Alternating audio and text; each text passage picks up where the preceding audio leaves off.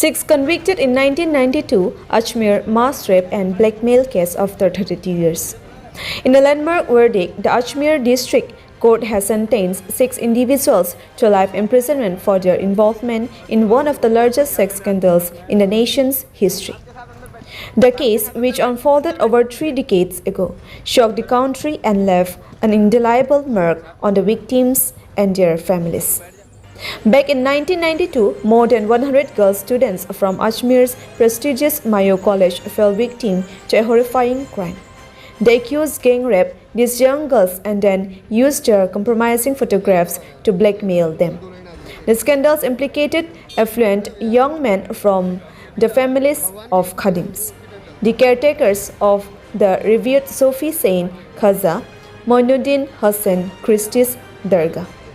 The 6 individuals now facing life imprisonment are Nafis Chisti, Nasim Ilyas Tarzan, Salim Chisti, Iqbal Bhatti, Sohail Ghani, and Syed Zamir Hussain. At the time of sentencing, all 6 were present in the courtroom. Notably, Iqbal Bhatti, who had been in Delhi, was transported to Ajmer in an ambulance for the proceedings. The Protection of Children from Sexual Offences Court delivered this historic verdict, finally holding the accused accountable for their heinous acts. The scandals reached beyond the confines of the college campus. Key figures involved included the primary accused, Farouk Chisti, served as the president of the Ajmer Youth Congress. Nafis Chisti held the position of Vice President of the Ajmer Indian National Congress, while Anwar Chisti was the Joint Secretary of the Ajmer Indian National Congress. Their political affiliations added complexity to the case and fueled public outrage. The scandal initially came to light through an article in a local newspaper. The revelation of sexual exploitation and the use of explicit photographs for blackmail sent shockwaves through religious, political, social, and economic circles. Fear gripped government officials, police, and members of various organizations across the state. The Ajmer District Police faced immense pressure, suspecting involvement by high-ranking politicians and officials. They hesitated to take action initially.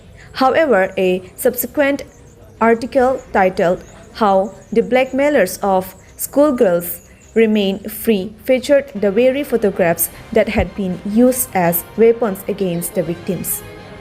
Public anger escalated and Hindu organizations threatened vigilante justice if legal measures were not taken.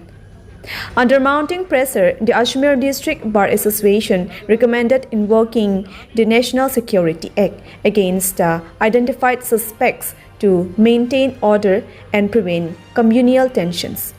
Eventually, the investigation was handed over to the CID.